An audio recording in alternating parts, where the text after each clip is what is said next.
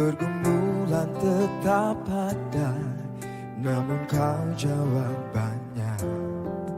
Ku percaya kau harapanku. Yesus, aku percaya. Yesus, kau selalu ada. Yesus, aku percaya.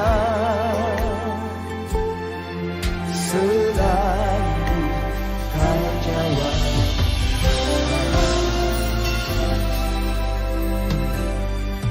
Dalam segala keadaan, Yesus kau selalu ada.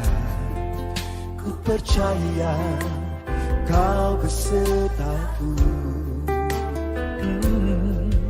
Pergumulan tetap ada, namun kau jawabannya. Ku percaya kau harapanku. Yesus, aku percaya. Yesus, kau selalu ada. Yesus, aku percaya. Selalu kau jawab.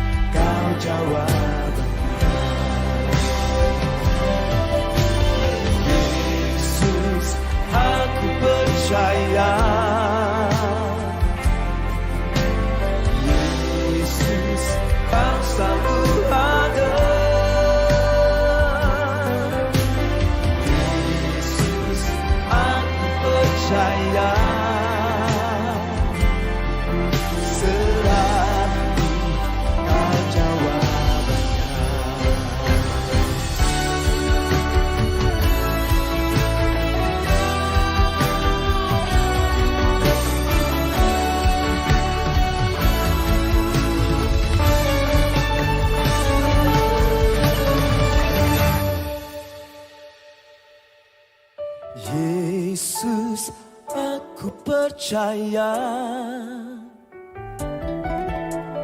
Yesus, kau selalu ada. Yesus, aku percaya.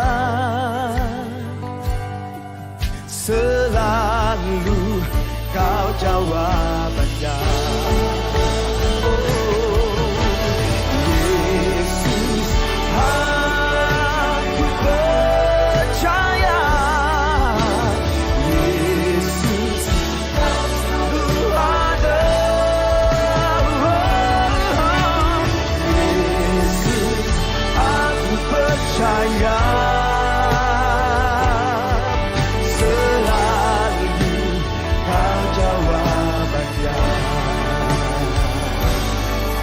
Selalu kau jawabannya. Selalu kau jawabannya.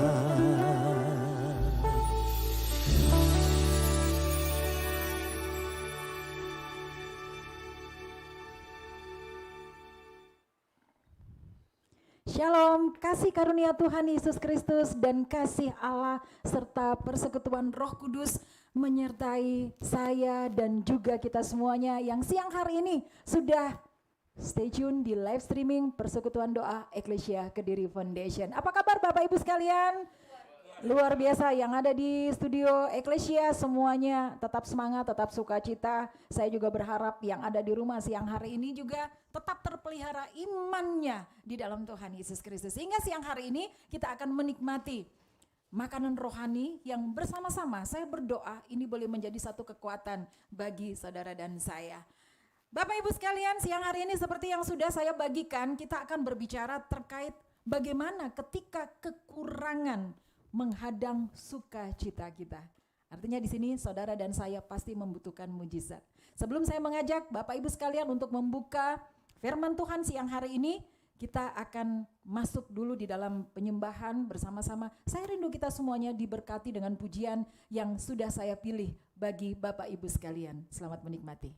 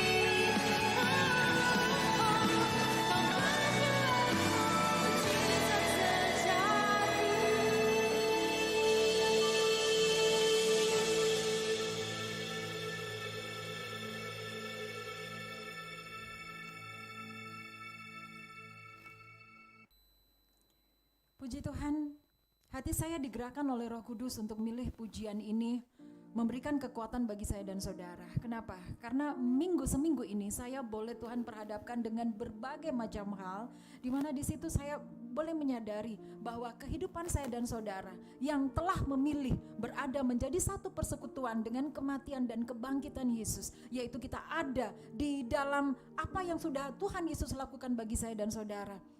Saya dan saudara, Tuhan inginkan untuk menjadi terang. Dan minggu ini saya boleh berinteraksi dengan beberapa pribadi-pribadi yang ada di dalam keputusasaan. Bahkan beberapa waktu yang lalu ada yang bertanya pada saya, apakah kalau saya bunuh diri ini berdosa? Di manakah pertolongan buat saya? Yesus itu ada di mana? Puji Tuhan, saya pada saat itu saya tidak tahu apa yang harus saya sampaikan pada siang hari ini, tapi saya berdoa, Tuhan, kalau Tuhan boleh mempertemukan hamba, walaupun kami hanya berbicara lewat chat WA, dengan pribadi ini, berarti ada yang Tuhan mau untuk saya sampaikan di dalam pelayanan saya. Sehingga bukan satu kebetulan kalau hari ini saya mengambil judul ketika kekurangan ataupun pergumulan menghadang sukacita saya dan saudara. Saya berdoa, Roh Tuhan yang akan mengurapi setiap telinga yang mendengar dan setiap mata yang menyaksikan tayangan live streaming ini. Jangan melihat saya hanyalah pribadi manusia yang penuh dengan keterbatasan. Tapi biarlah semua yang melihat siang hari ini firman Tuhan disampaikan. Ada komunikasi dengan Tuhan melalui Roh Tuhan yang ada di dalam pribadi kita masing-masing. Saya berdoa kita semuanya siang hari ini mau terbuka hati. Bukan kepada apa yang ingin saya sampaikan yang keluar dari mulut seorang Jessica. Tapi firman Tuhan katakan di dalam Yohanes 1, pada mulanya adalah firman. Firman itu bersama-sama dengan Allah dan firman itu adalah Allah sendiri. Kiranya apapun yang saudara dan saya akan dengar siang hari ini, itu adalah merupakan isi hati Tuhan yang akan memberikan kekuatan bagi saya dan saudara. Manakala saat ini Bapak Ibu sekalian atau siapapun yang sedang bergabung di live streaming Persekutuan Doa Eklesia Kediri Foundation siang hari ini, Tuhan ingin saudara dan saya tetap menjadi pemenang. Respon firman Tuhan katakan amin. Ya, saudaraku siang hari ini ketika kekurangan menghadang sukacita kita, saya katakan ini bukanlah satu hal yang mudah untuk kita lewati. Manakala kita berada di satu persimpangan di mana ketika kita mau maju kena, kita mau mundur kena. Kita mau menoleh ke kanan juga kena, kita mau menoleh ke kiri juga kena. Kemudian kita merasa bahwa tidak ada lagi pribadi satupun yang bisa kita ajak untuk berbicara. Atau mungkin kita sudah hopeless, kehilangan pengharapan. Karena siapapun yang kita ajak ngomong tidak bisa mengerti dengan keadaan kita. Sehingga dalam situasi dan kondisi seperti ini tidak jarang orang akhirnya berpikiran untuk menyudahi hidupnya. Saya berdoa roh Tuhan yang akan bekerja siang hari ini sehingga saudara dan saya benar-benar diberkati oleh firman Tuhan yang akan kita dalami siang hari ini. Bapak Ibu sekalian, ketika kekurangan menghadang sukacita, apakah yang harus kita lakukan sebagai orang-orang yang beriman? Kalau Anda seorang Kristen, saya katakan naif sekali kalau sampai kita akhirnya mengatakan bahwa hidupku sudah berakhir, ya. Salib itu nyata Bapak Ibu sekalian. Salib itu adalah simbol kemenangan saudara dan saya. Ketika kita memandang salib, kita tidak akan pernah lagi menikmati pergumulan kita. Pergumulan memang harus kita jalani, tapi ingat Matius 11 ayat yang ke-28, marilah kepadaku, hai kamu sekalian yang berbeban berat, aku, yaitu Tuhan, akan memberikan kelegaan kepadamu. Artinya kalau siang hari ini Bapak Ibu sekalian masih merasakan begitu berat yang harus dihadapi, yang harus dijalani, itu tandanya kita belum mendekat kepada pribadi kasih karunia. Nah, siang hari ini pastinya kita membutuhkan mujizat. Amin. Ya. Bulan Oktober sebentar lagi akan kita jalani. 9 bulan kita berada di tahun 2023. Mungkin kalau yang sudah merasakan ada grafik pencapaian yang luar biasa dari hidupnya, enggak ada masalah. Tapi bagi yang merasakan gelombang naik turun ini selalu dilanda dengan kecemasan dan ketakutan. Dan saya tahu ketika kita menjalani hari diliputi dengan kecemasan, kebimbangan dan ketakutan, pasti gak ada damai sejahtera. Amin. Pastikan siang hari ini Bapak Ibu, ya, saudara dan saya tidak sampai jauh dari yang namanya damai sejahtera. Kita akan cek firman Tuhan, bagaimana Yesus melakukan mujizat. Mujizat yang sebenarnya Yesus sendiri tidak berkeinginan untuk melakukan itu, karena belum waktunya. Seberapa banyak mungkin kita saat ini yang sedang menghadapi pergumulan, yang sedang ada di dalam kesulitan, yang sedang menjalani satu kehidupan yang serba kekurangan. Kita berdoa dan kita meminta, Tuhan lepaskan aku, Tuhan ubah keadaanku. Tapi saudara belum menemukan itu, saudara belum berada pada fase itu. Waktu Tuhan bukan waktu saudara dan saya. Karena itu siang hari ini kita akan berbicara.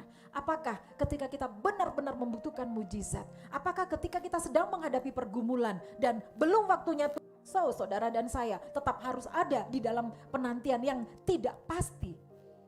Siang hari ini firman Tuhan akan menjadi jawaban bagi saya dan saudara. Kita akan segera periksa di dalam pembacaan firman Tuhan dalam perjanjian baru. Yohanes 2 ayat yang pertama sampai dengan ayatnya yang ke-11. Perkawinan di Kana. Pada hari ketiga ada perkawinan di Kana yang di Galilea, dan ibu Yesus ada di situ. Yesus dan murid-muridnya diundang juga ke perkawinan itu. Ketika mereka kekurangan anggur, ibu Yesus berkata kepadanya, "Mereka kehabisan anggur." Kata Yesus kepadanya, "Mau apakah engkau daripadaku, ibu? Saatku belum tiba." Tetapi ibu Yesus berkata kepada pelayan-pelayan, "Apa yang dikatakan kepadamu, buatlah itu." Di situ ada 6 tempayan yang disediakan untuk pembasuhan menurut adat orang Yahudi, masing-masing isinya 2-3 buyung. Yesus berkata kepada pelayan-pelayan itu, "Isilah tempayan-tempayan itu penuh dengan air." Dan mereka pun mengisinya sampai penuh. Lalu kata Yesus kepada mereka, "Sekarang cendoklah dan bawalah kepada pemimpin pesta." Lalu mereka pun membawanya. Setelah pemimpin pesta itu mengecap air yang telah menjadi anggur itu, dan ia tidak tahu dari mana datangnya, tetapi pelayan-pelayan yang mencedok air itu mengetahuinya. Ia memanggil mempelai laki-laki dan berkata kepadanya, "Setiap orang menghidangkan anggur yang baik dahulu, dan sesudah orang puas minum, barulah yang kurang baik akan, tetapi engkau menyimpan anggur yang baik sampai sekarang." Hal itu dibuat Yesus di Kana yang di Galilea sebagai yang pertama dari tanda-tandanya, dan dengan itu ia telah menyatakan kemuliaannya, dan murid-muridnya percaya kepadanya. Amin. Saudaraku yang kekasih, di dalam pembacaan firman Tuhan yang saya ambil di dalam Yohanes 2 ayat yang pertama sampai dengan ayat yang ke-11 ini, saya akan menampilkan, saya mengajak kita semuanya untuk kita membaca dari berbagai versi. Karena kalau kita hanya membaca dari bahasa yang sudah dibacakan tadi, mungkin kita tidak akan mendapatkan sesuatu yang berbeda dalam perumpamaan ini. Perumpamaan ini sudah sejak saya kecil, saya sudah mendengar kisah ini. Dan setiap saat mungkin juga Bapak Ibu sudah paham sekali ya dengan peristiwa bagaimana Yesus membuat air menjadi anggur. Ya, saya katakan firman Tuhan tidak pernah usang. Dan firman Tuhan itu memiliki satu tujuan Bapa buat saya dan saudara seperti siang hari ini. Mujizat pertama yang dilakukan oleh Tuhan Yesus, saudaraku, ini terjadi di kota Kana. Kita perhatikan dari pembacaan firman Tuhan mulai dari ayat 2 sampai dengan ayat yang ke-11 tadi, ada satu masalah. Ya. Ada satu masalah. Masalahnya apa? Kekurangan. Ayo deh di garis bawahi yang di rumah sempat untuk mencatat ya. Di sini persoalannya apa? Kekurangan. Kekurangan apa? Anggur ya. Kalau kita mencermati dari kisah ini, kok bisa ya sampai terjadi kekurangan? Padahal di situ ada Ya, kalau kita baca kisahnya kan ada seorang pemimpin pesta. Kalau zaman sekarang mungkin IO. Ya, kalau ada IO biasanya kan dari awal sampai akhir itu kan sudah digerakkan oleh IO. Bahkan sebelum pesta itu diselenggarakan, IO itu sudah bekerja 3-4 bulan sebelumnya. Artinya persiapan-persiapan yang maksimal itu pasti akan dikerjakan oleh IO. Dan IO itu selalu berusaha supaya minim terjadi kesalahan dan trouble lah di dalam pesta itu. Ya. Kalau saya mau mencermati satu perjamuan kawin yang ada pemimpinnya, berarti ini yang punya hajat. Yang punya hajat ini bukan orang sembarangan. Ya, buktinya di tengah-tengah pesta itu di sana ada Yesus dan ibunya. Berarti ini adalah merupakan kerabat. Kalau nggak dekat nggak mungkin kan. Maria ibu Yesus ada di sana. Kita bisa membayangkan bahwa kita bisa mulai bisa membawa pikiran kita pada apa yang sudah kita baca. Saat itu memang terjadi ada satu pesta yang luar biasa dilakukan oleh orang terpandang. Karena Yesus di situ adalah seorang tokoh kan. Tokoh terpandang, orang tahu siapa Tuhan Yesus. Jadi kalau Yesus ada di situ, kita sudah bisa tahu bahwa yang melakukan, yang menggelar pesta ini adalah orang yang bukan orang sembarangan. Nah, kalau pesta orang-orang yang luar biasa pasti meriah, ya kan? Ya, ini juga demikian. Nah, di dalam situasi yang penuh sukacita itu ternyata ada ancaman. Menggambarkan hidup saya dan saudara.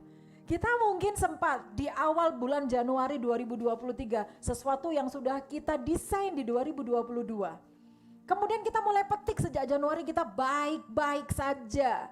Pekerjaan kita mengalami pencapaian yang luar biasa. Income masuk tiada hentinya. Rekening kita semakin buncit. Deposito kita semakin banyak. Ya, mungkin saat itu saudara dan saya sedang berada pada suasana sukacita.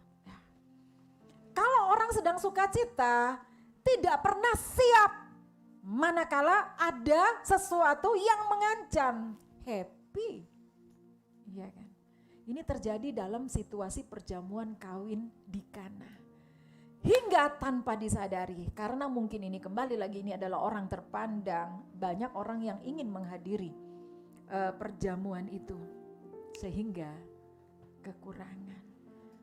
Saudara dan saya mungkin juga pernah mengalami situasi dan kondisi seperti kisah yang kita baca, perjamuan kawin di Kana ini.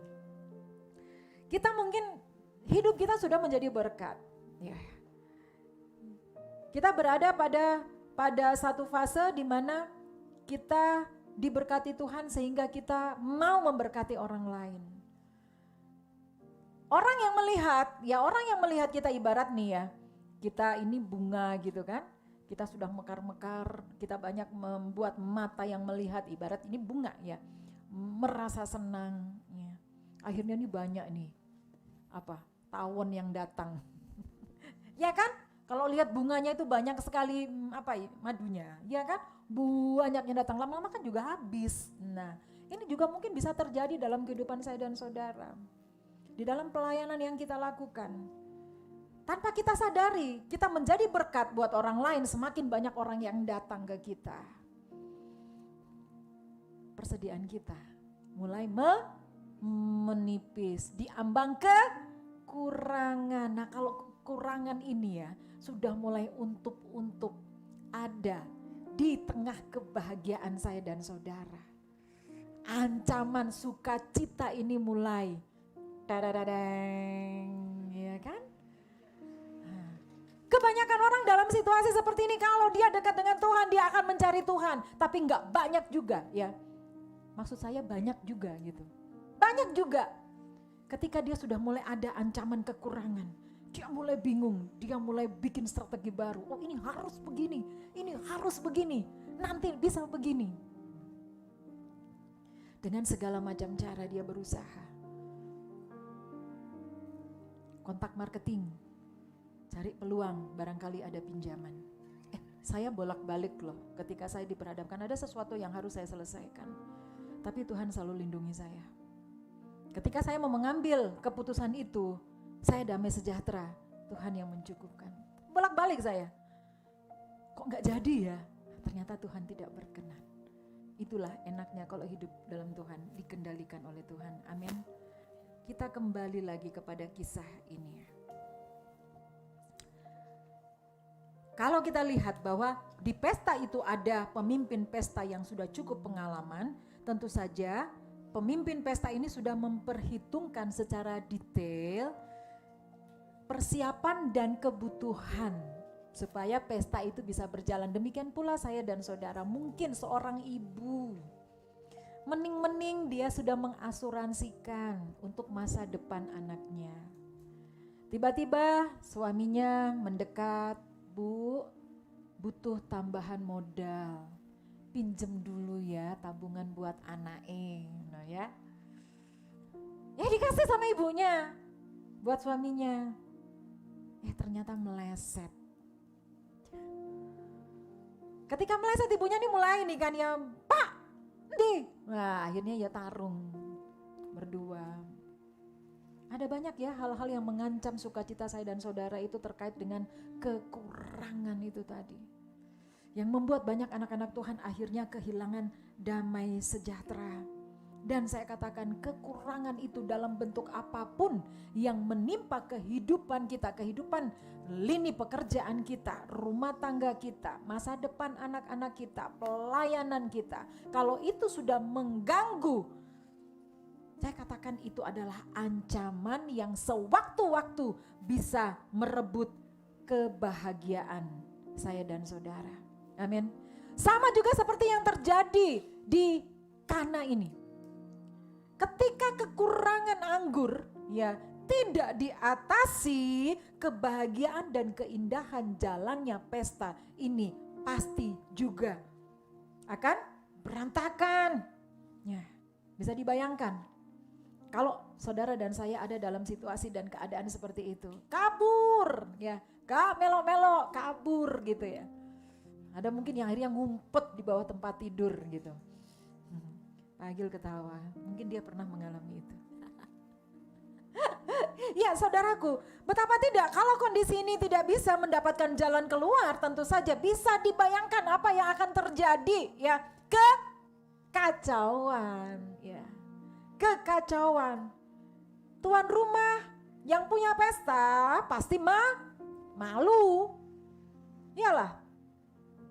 Tamu-tamunya begitu banyak gak dapat anggur. Nah, kalau kita baca dalam kisah ini ya, ada satu adat istiadat bangsa Yahudi saudaraku bahwa anggur dalam suatu pesta ya, anggur ini dalam suatu pesta melambangkan tingkat kemapanan seseorang. Ini terjadi di bangsa Yahudi sana. Jessica apa udah pernah ke sana? Ya belum sih. Bentar lagi. Ya. Jadi adanya anggur dalam pesta perkawinan bangsa Yahudi ini melambangkan kemapanan. Nah, kalau sudah bicara kemapanan, apa kaitannya? Harga diri, nilai seseorang. Bikin pesta harus meriah, itu kan nilai harga diri sebenarnya. Nah, kalau sudah berbicara harga diri, banyak hal yang dipertaruhkan untuk itu. Untuk kekurangan sudah mulai mengancam sukacita. Tapi yang dicari bukan hadirat Tuhan, tapi bagaimana bisa mempertahankan harga diri.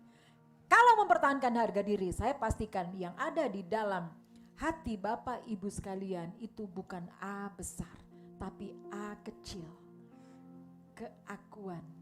Karena yang kita perjuangkan adalah harga diri kita. Bukan kita meluaskan hadirat Tuhan bekerja. Lebih dalam lagi, mari kita akan cek satu persatu karena ada beberapa hal yang perlu saudara dan saya ketahui. Kisah Yesus mengubah air menjadi anggur. Kita kembali ya di dalam Yohanes 2 ayat yang pertama sampai dengan ayat yang ke-11. Kita langsung akan periksa di ayatnya yang keempat. Ayat yang keempat. Kata Yesus kepadanya, "Mau apakah engkau daripadaku, Ibu?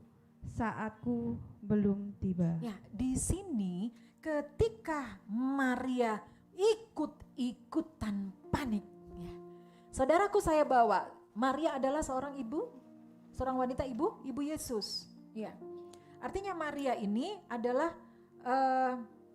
satu hal yang pernah menerima mujizat, ya. Ada perkawinan Roh Kudus, ya, di dalam pribadi Maria sehingga dia melahirkan bayi Yesus, ya. Berarti kita bisa tahu bahwa Maria ini adalah orang yang luar biasa. Dia adalah seorang wanita pilihan. Tapi di dalam kisah ini kita akan melihat dua karakter Maria yang berbeda, ya. Di ayatnya yang ketiga, coba minta tolong ya, kita mundur dulu di ayatnya yang ketiga. Ketika mereka kekurangan anggur. Yes, ketika mereka kekurangan anggur, nah ini sudah mulai ada ancaman. Ada ancaman kan? Mulai kekurangan, artinya kesulitan ini sudah di depan pintu. Belum masuk, masih di depan pintu. Kita melihat sosok Maria yang dulu pernah, ya, terjadi perkawinan antara Roh Kudus dengan Maria. Ya, saya mau ingatkan lagi, Maria adalah wanita yang luar biasa, wanita pilihan Allah. Dia bukan orang sembarangan. Tapi ketika ada kekurangan, untuk belum masuk ini ya, kekurangan itu belum masuk dalam pesta ini.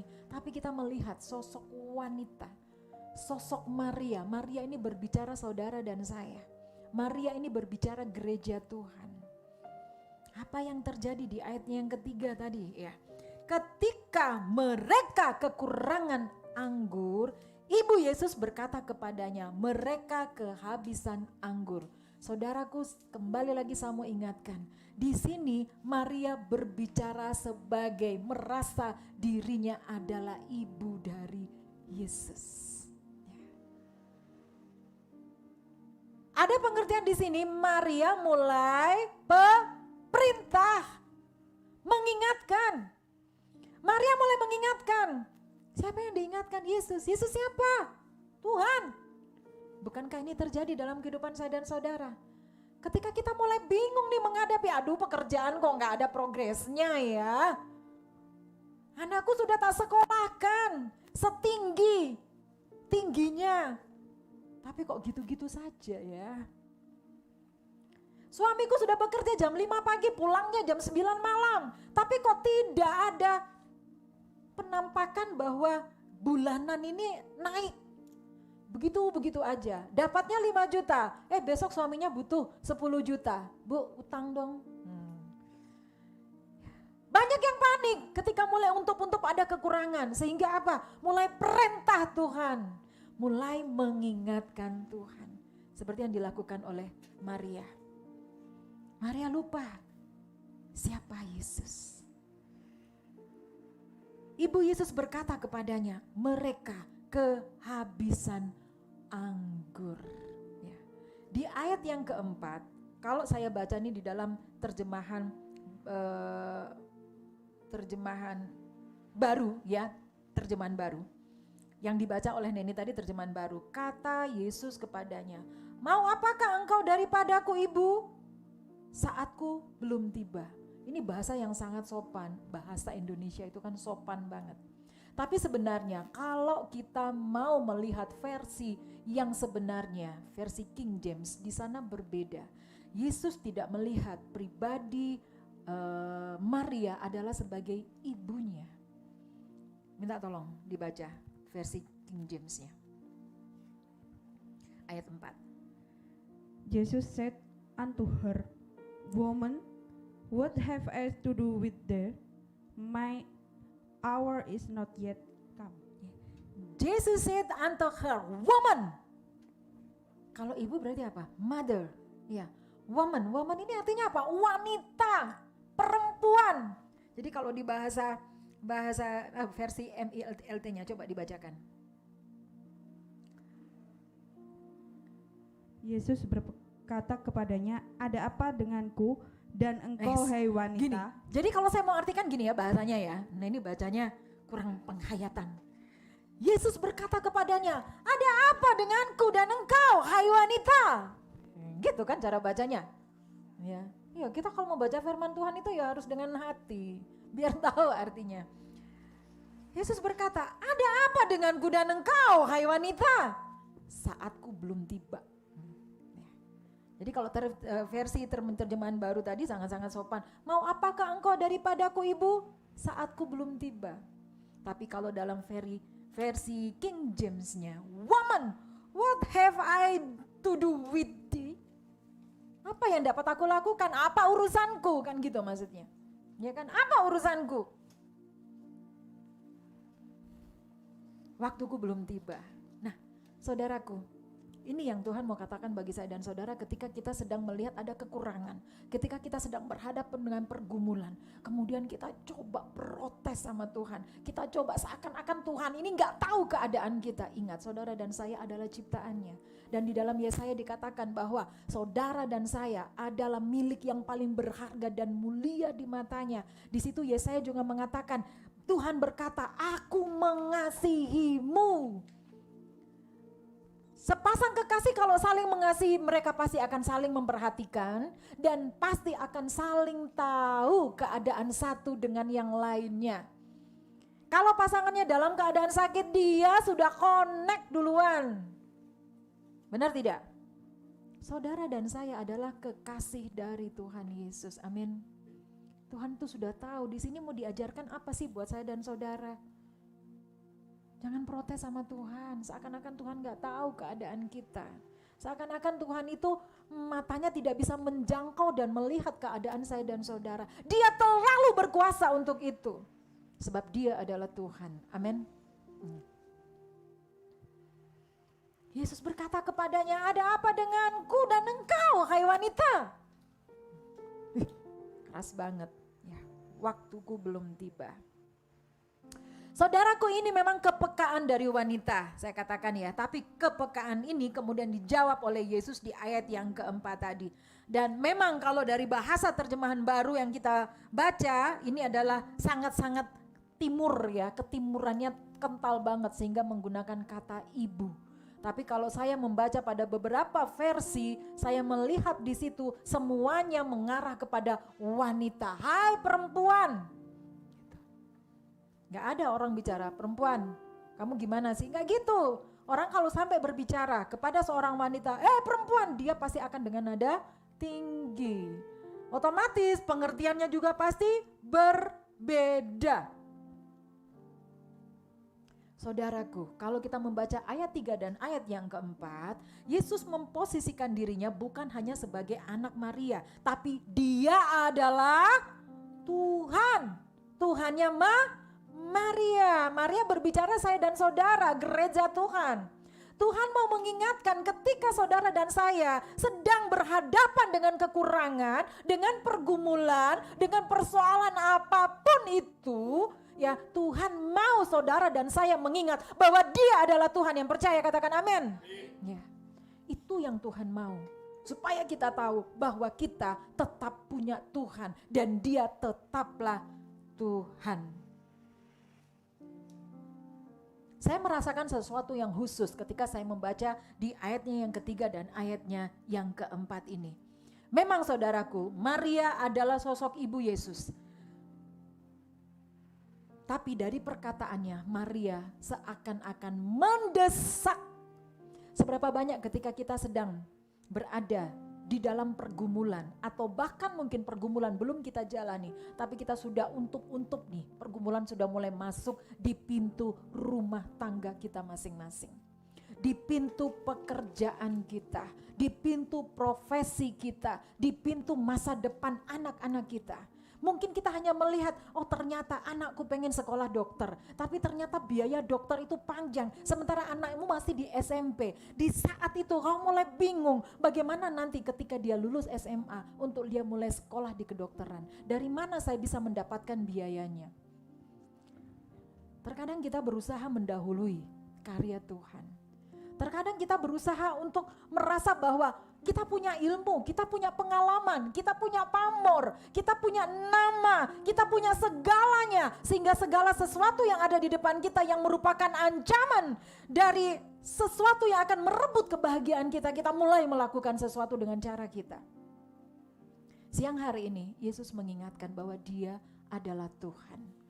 Seberapa banyak saudara yang saat ini menyaksikan tayangan live streaming ini, engkau ada di dalam pergumulan. Saya cuma mau mengingatkan bahwa Yesus adalah Tuhan. Amin. Di dalam terjemahan bahasa Inggris sedikit berbeda, ya. Woman, what does this have to do with me? Ya. Ngeri, ya. Pengertiannya sungguh luar biasa. Apa urusannya dengan saya? Meskipun kita tahu Yesus berkata, seakan-akan Yesus berkata bahwa apa urusanku, guru wayahe. Tapi kita tahu ternyata Yesus juga melakukan sesuatu. Amin. Ini yang menarik buat saya. Awalnya Yesus ogah. Ogah karena waktunya belum selesai. Waktunya belum tiba. Belum waktunya Yesus akan membuat mujizat. Yesus tahu waktunya yang tepat. Tapi faktanya dia juga melakukan mujizat. Apakah Yesus di sini sedang coba-coba ngeprank? Seakan-akan gak mau nolong. Tapi tiba-tiba koyo ditolong. Yesus main-main sama aku ya, bujuk ya, ngeprank. Mungkin ada juga ya siang hari ini yang sudah mulai merasa, Yesus ini coba-coba ini. Coba-coba ini. Ya karena faktanya kita tahu kan, ending-endingnya kan Tuhan tolong juga.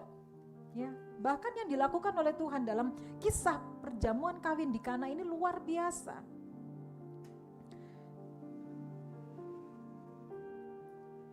Mungkin ada yang mulai mengartikan itu seperti ini, mungkin karena aku gak setia ya. Aku sudah mulai terlalu sibuk dengan pekerjaanku.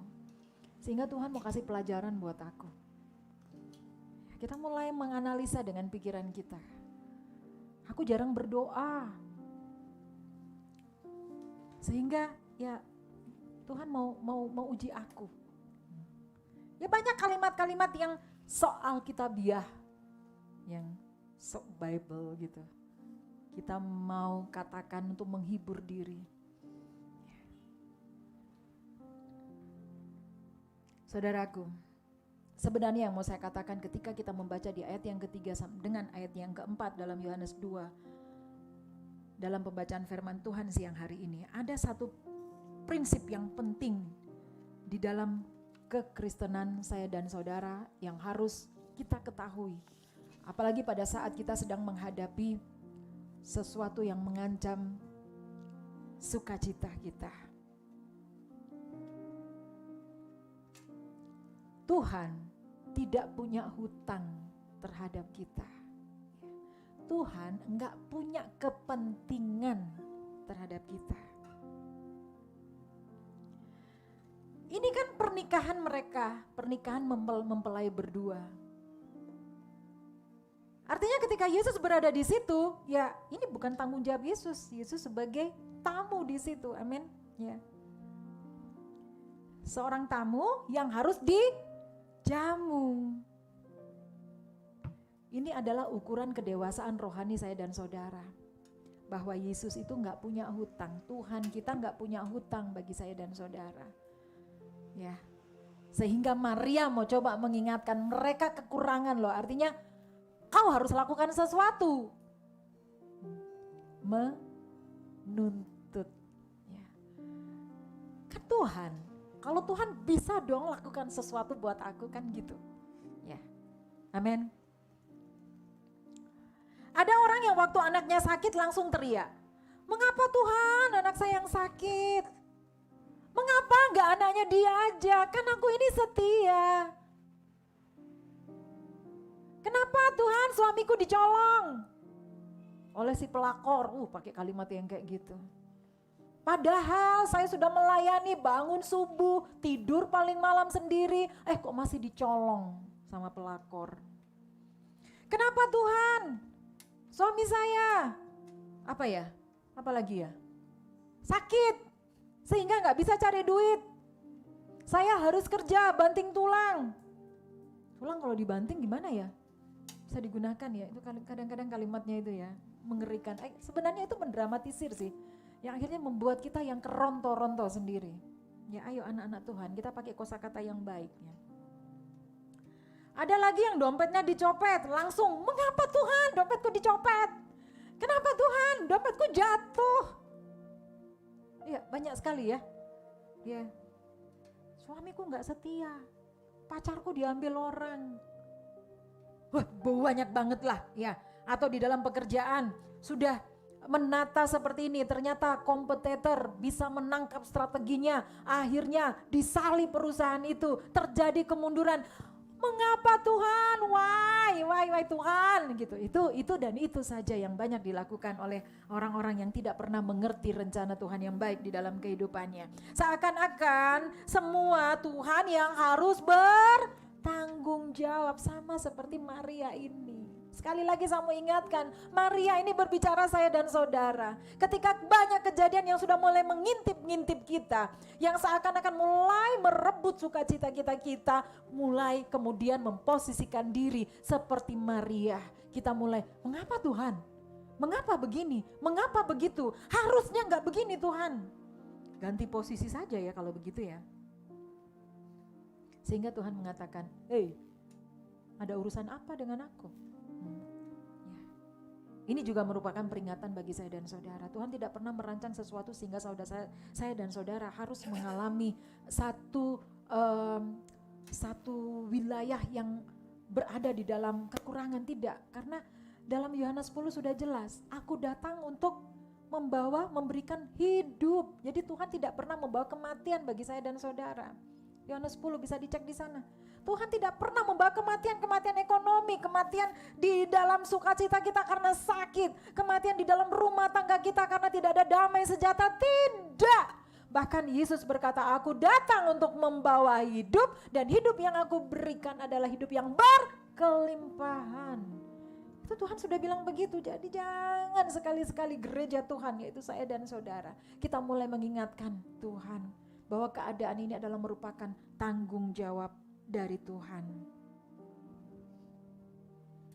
Saudaraku, saya mau katakan, kita mungkin bisa ya berhutang kepada orang lain, hutang bank atau kepada relasi siapapun juga.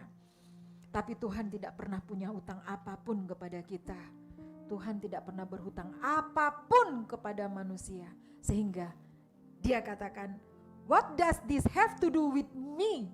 Ya, ini yang harus di-clearkan. Ya. Ini yang harus clear. Sehingga kita tidak semakin keronto-ronto dengan keadaan kurang baik yang harus kita jalani. Amin. Yang harus saudara dan saya ketahui, pada endingnya di pesta perjamuan kawin di Kana itu ada anggur yang luar biasa.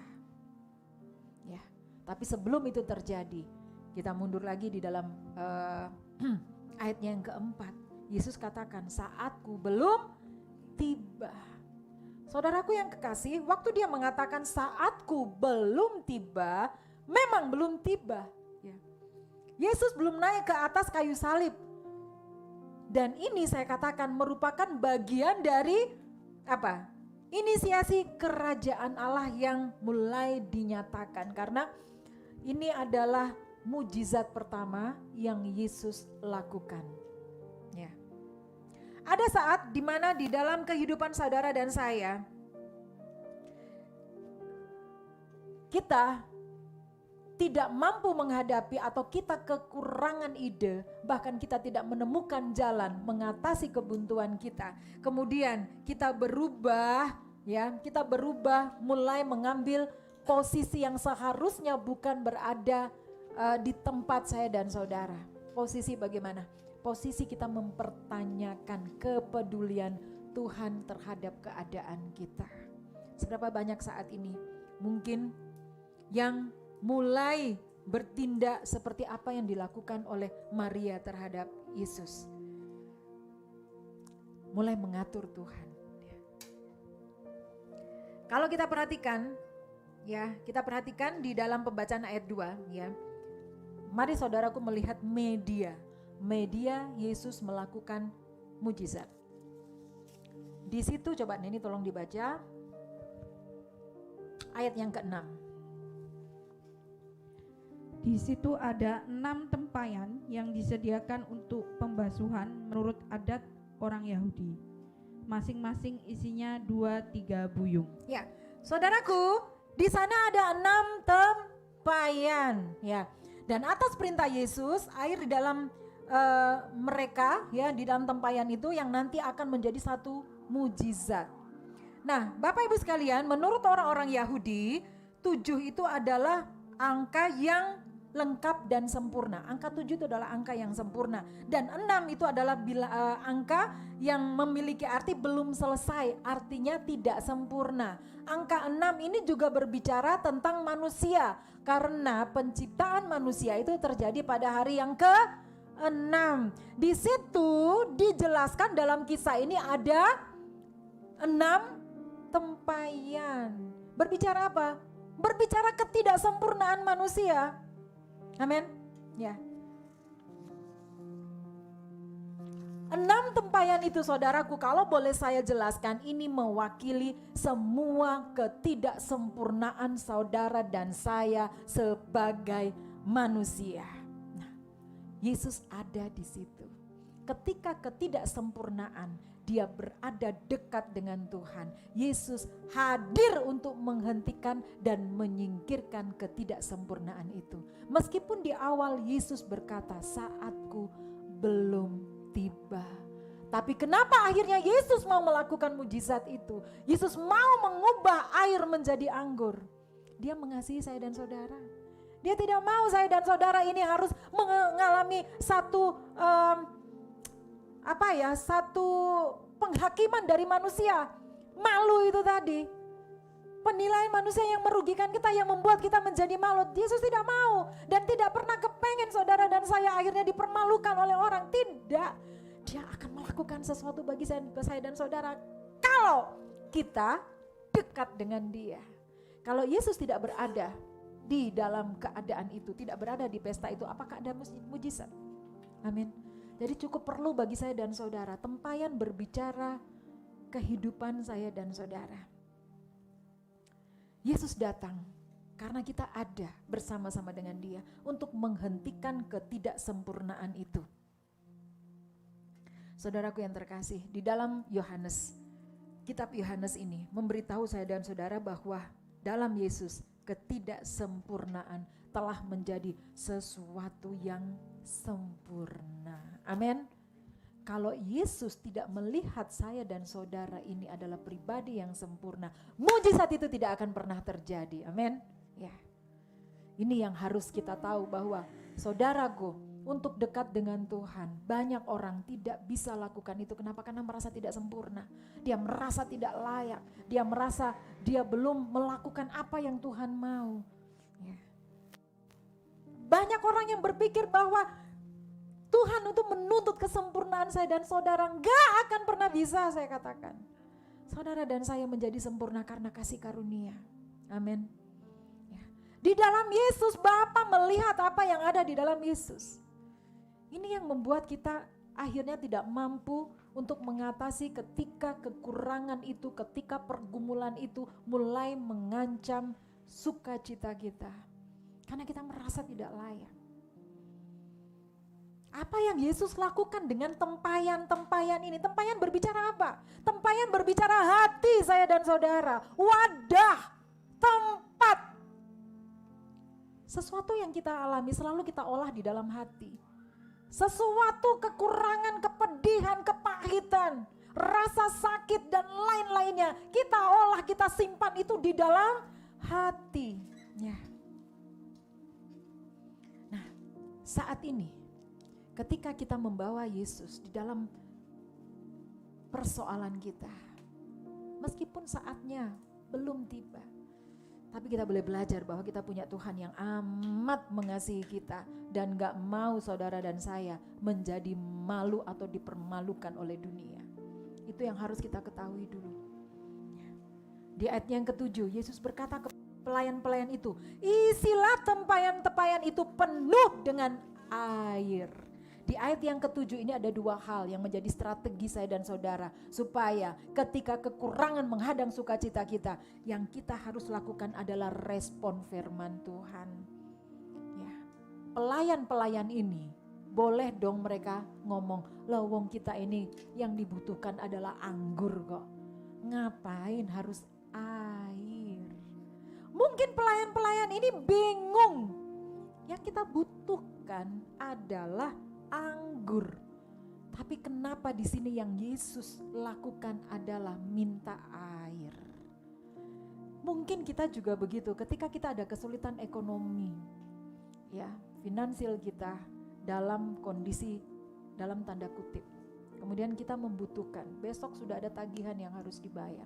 Pastinya orang akan bicara, "Tuhan, aku butuh uang, besok ada tagihan." Ya. Saya katakan itu kita mengatur Tuhan.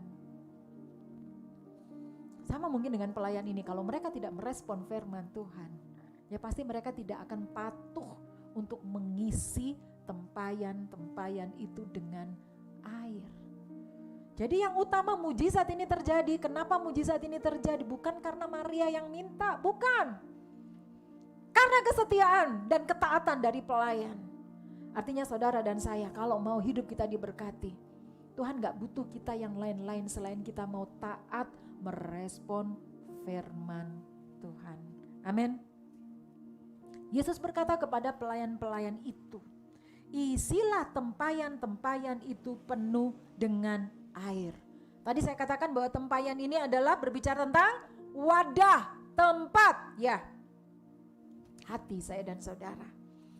Air berbicara tentang roh Tuhan. Hati saya dan saudara isinya bukan masalah. Hati saya dan saudara untuk ada satu mujizat harus ada roh Tuhan. Saya sering katakan tubuh, jiwa dan roh. Jiwa kita ini selalu berada di dalam pilihan. Ketika saudara dan saya ada dalam pergumulan, apakah jiwa ini ya yang bersemayam di dalam hati kita ini mau kita lekatkan kepada roh ataukah kepada tubuh? Pastinya kalau saudara dan saya membawa hati kita, ya, jiwa kita, hati berbicara jiwa, melekat kepada roh Tuhan, saudara dan saya pasti akan dikuatkan karena kita akan tahu kehendak-kehendak Tuhan. Dari mana kita bisa tahu kehendak-kehendak Tuhan? Roh Tuhan akan menuntun untuk kita memahami suara Tuhan. Bagaimana kita bisa tahu suara Tuhan? Hanya melalui firman Tuhan. Ya. Ini Yesus berkata, isilah tempayan-tempayan. Jadi ketika ada di dalam ambang pintu kekurangan yang seolah-olah akan merebut sukacita saya dan saudara, pastikan di dalam hati kita ini bukan persoalan. Pastikan di dalam hati kita ini bukan ngumpet. Pastikan di dalam hati kita ini bukan kita merenung strategi-strategi untuk mengatasi hal yang mengancam sukacita kita, tapi pastikan di dalam hati saya dan saudara terisi dengan roh Tuhan. Sepakat dengan saya, katakan amin. Ya. Saudaraku yang kekasih, bukankah akhir-akhir ini masalah kekurangan juga menghantui banyak sekali orang, termasuk orang percaya. Krisis global yang melanda banyak bangsa, yang akhirnya membawa beberapa pihak mengalami kekurangan. Dan kekurangan inilah yang mulai akhirnya menggeser damai sejahtera dari setiap orang percaya.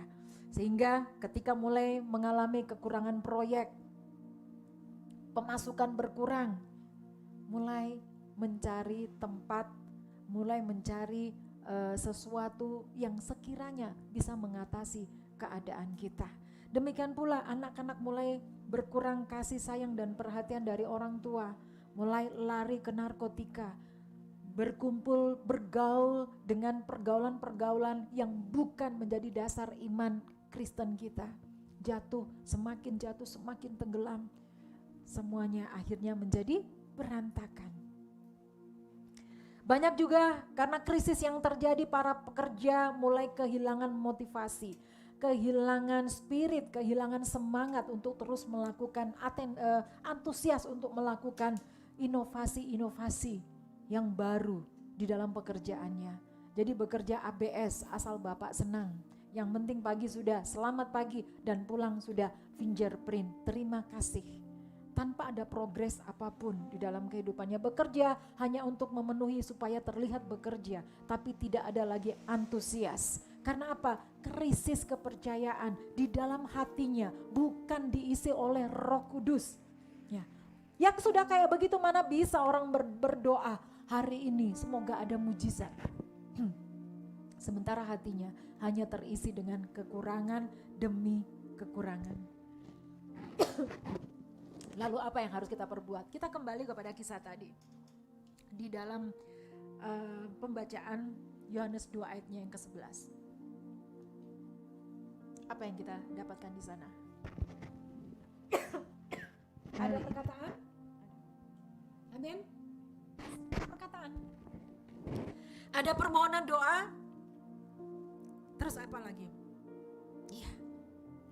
Ada kesadaran Maria yang tahu siapa Yesus. Amin. Ia menyampaikan masalah yang terjadi kepada Yesus. Satu sisi Maria ingin memposisikan bahwa dia adalah ibu dari Yesus. Tapi satu sisi Maria cepat-cepat sadar. Ini juga menggugah saya dan saudara. Ketika kita sudah mulai mengatur Tuhan, ketika mulai ada ancaman siang hari ini, kiranya kita mulai terbuka dengan firman Tuhan. Ya, cepat-cepat sadar. Cepat-cepat kita kembali kepada posisi kita. Amin.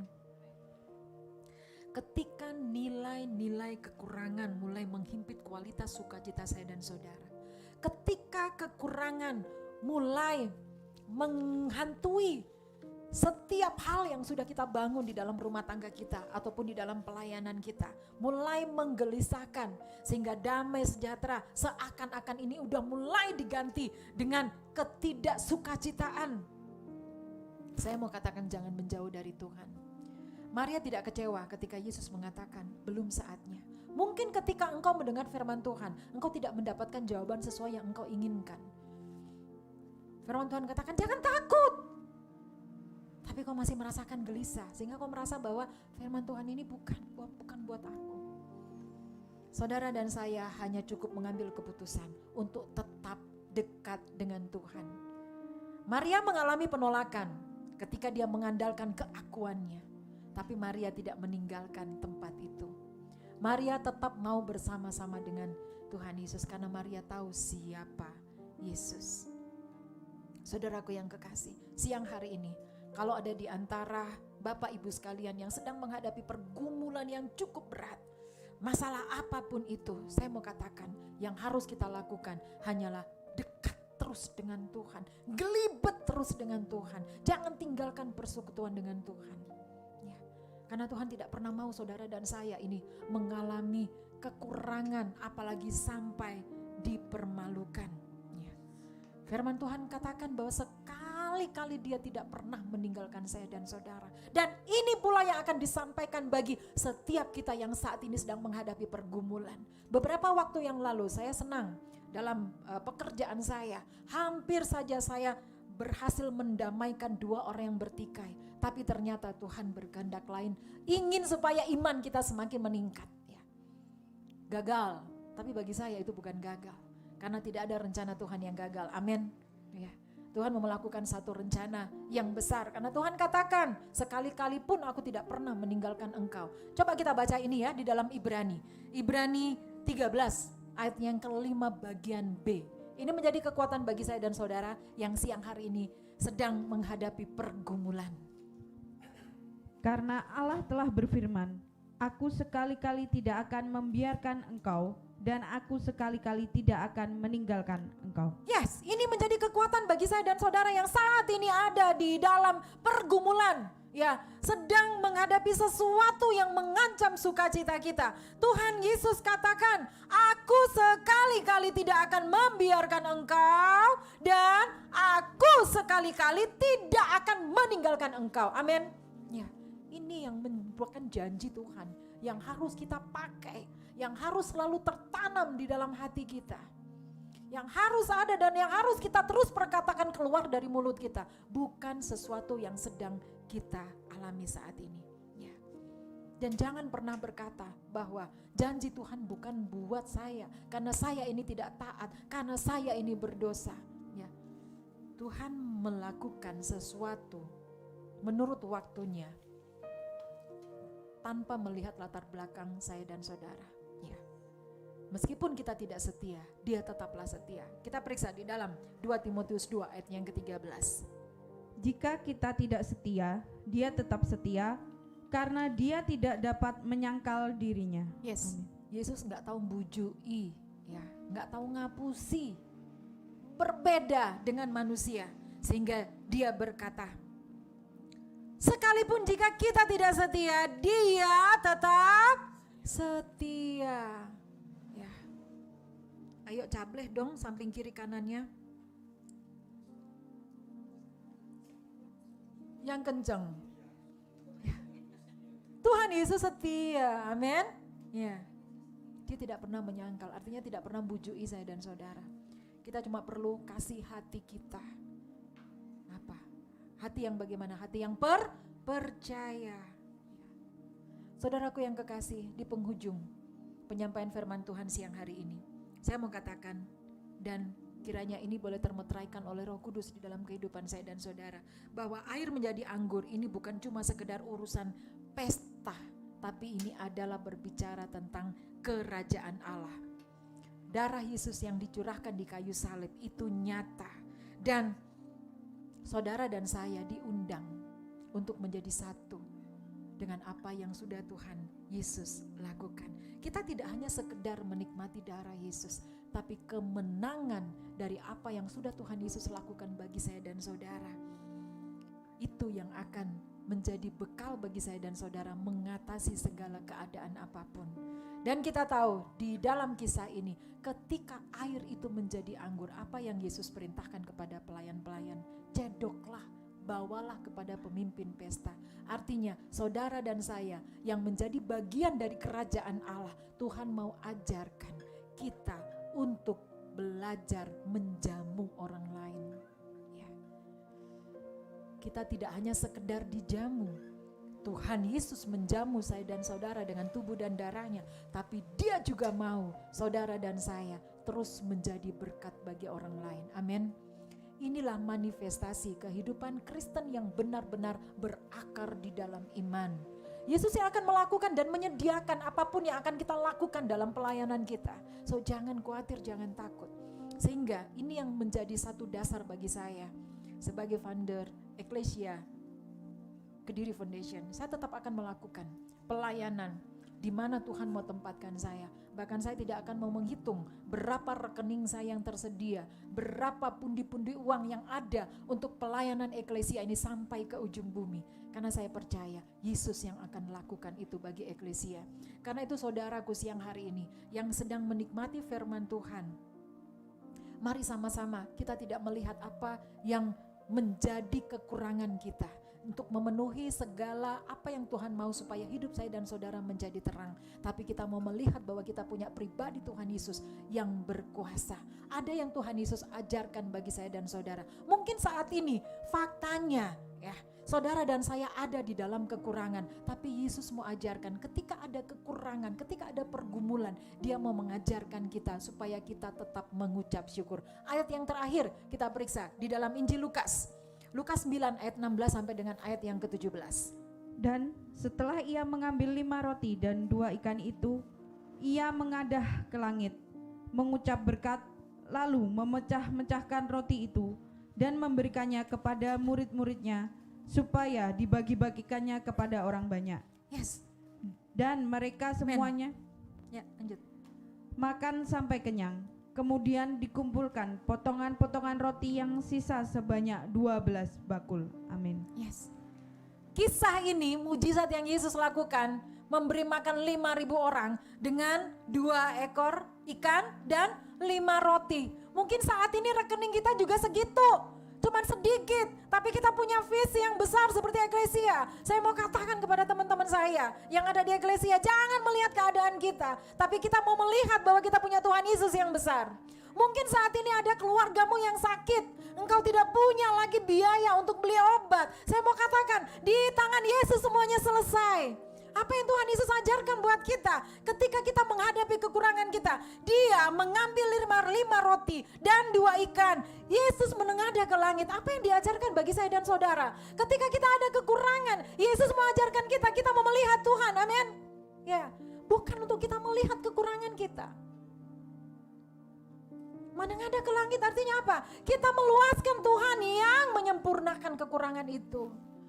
Ya, kita libatkan Tuhan dalam kekurangan itu. Kemudian apa yang kita lakukan? Mengucapkan berkat. Artinya apa? Mengucap syukur. Seberapa banyak orang yang ada di dalam kekurangan, ketidakmampuan, hidupnya begitu-begitu saja. Yang ada cuma ngersulo. Ya. Yesus melakukan mujizat, mengajarkan. Yesus cukup mampu melakukan itu. Karena dia berkuasa. 2 ikan dan 5 roti. 5.000 orang. Ya. Belum anaknya, belum istrinya itu.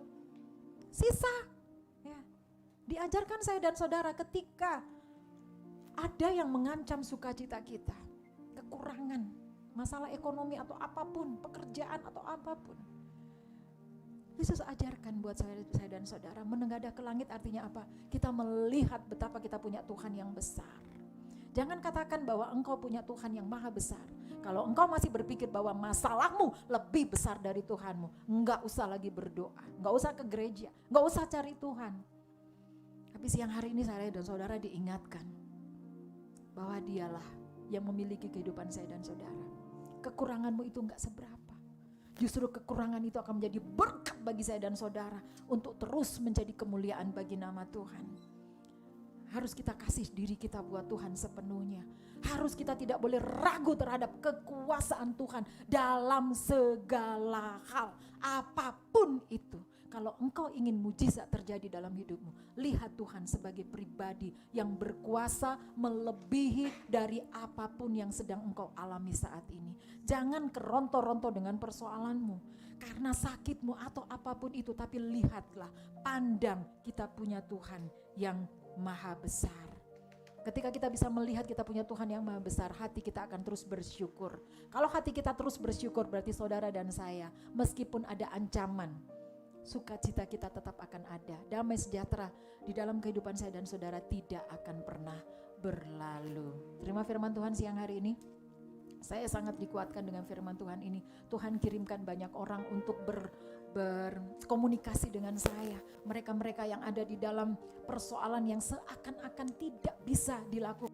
Ini bukan persoalan saya, tapi Tuhan mengajarkan satu pelajaran hidup buat saya. Tuhan mengingatkan dari setiap persoalan yang datang kepada saya, apa yang harus saya lakukan. Dan firman Tuhan siang hari ini adalah merupakan jawaban. Jangan perkatakan kekurangan itu, tapi kita mau mengimani bahwa kita punya Tuhan yang besar. Kita tundukkan kepala, kita satu di dalam doa, kita mengucap syukur dengan firman Tuhan yang sudah kita terima siang hari ini. Bapa, kami mengucap syukur, sungguh kami punya Allah yang luar biasa, Allah yang maha besar. Di dalam pribadi Tuhan Yesus Kristus kami boleh menerima segala kasih karunia-Mu, anugerah-Mu yang tidak terbatas dalam hidup kami. Kalau saat ini Tuhan, banyak di antara kami yang sedang mengalami kelemahan, kekurangan, ketidakpastian. Seakan-akan kami sedang berhadapan dengan sesuatu yang akan mencuri kemuliaan-Mu dalam hidup kami. Engkau ajarkan kami Tuhan, untuk memandang bahwa kami punya Tuhan yang besar. Kami mau menyerahkan semuanya di dalam tangan-Mu Tuhan. Siang hari ini firman-Mu telah disampaikan dan hamba-Mu telah berhenti menyampaikan kabar baik ini. Tapi hamba-Mu percaya Roh-Mu tidak pernah berhenti, pengurapan-Mu tidak akan pernah berhenti. Berkati Tuhan setiap telinga yang mendengar siang hari ini, yang sudah menerima kabar baik ini. Ketika mereka ada di dalam pergumulan, ketika saat ini mereka ada di dalam sesuatu yang membuat mereka frustasi Tuhan. Jamah mereka, menangkan mereka siang hari ini. Karena mereka adalah ciptaan-Mu yang berharga dan mulia di mata-Mu. Dan Engkau mengatakan bahwa Engkau mengasihi ciptaan-Mu Tuhan. Jangkau mereka, ketika mereka mendengar firman-Mu ini Tuhan, kiranya Roh-Mu bekerja, berdaulat dan berotoritas, sehingga ada pemulihan, sehingga ada kesembuhan, sehingga ada kekuatan yang baru. Hamba berdoa Tuhan, kiranya Engkau yang menyempurnakan segala sesuatu yang sudah disampaikan siang hari ini. Dan kiranya Eklesia Kediri Foundation melalui pelayanan yang dilakukan siang hari ini boleh menjadi berkat untuk kemuliaan nama-Mu. Inilah yang terus kami rindu untuk lakukan Tuhan. Meskipun banyak hal yang harus kami lakukan untuk mempertahankan lembaga ini Tuhan. Tapi kami memilih untuk tetap di dalam Engkau, terus mendekat kepadamu Tuhan Yesus.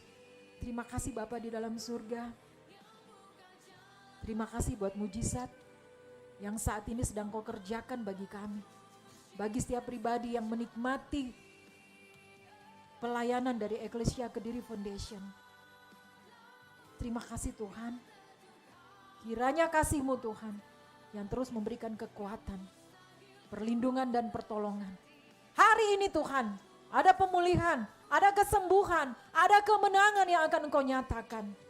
Karena ini yang akan kami lakukan Tuhan di dalam pelayanan kami. Terima kasih Bapa di dalam surga. Di dalam Tuhan Yesus Kristus kami berdoa dan mengucap syukur. Amin. Demikian Bapak Ibu sekalian, penyampaian kabar baik, kabar sukacita melalui live streaming Persekutuan Doa Eklesia Kediri Foundation. Barangkali ada di antara Bapak Ibu yang ingin berperan serta di dalam pelayanan kami. Tidak perlu ribet. Hanya saya berharap Bapak Ibu sekalian mau share link dari Eklesia Kediri Foundation, subscribe, komentar di dalam setiap pelayanan-pelayanan kerjaan pemulihan yang kami lakukan di Eklesia Kediri Foundation, yaitu memanusiakan manusia lewat pemulihan dari ketergantungan narkotika. Ini adalah merupakan bagian dari peran serta kami. Itu sebabnya kami benar-benar berharap ada keikutsertaan kepedulian dari Bapak Ibu sekalian untuk menjadi bagian dari pelayanan kami dengan subscribe, bunyikan lonceng, like, komen, dan share kepada siapapun sehingga pelayanan Eklesia semakin berkualitas untuk kemuliaan nama Tuhan. Terima kasih, saya berdoa minggu depan kita akan ketemu lagi dalam suasana yang lebih menyenangkan. Selamat siang, shalom untuk kita sekalian.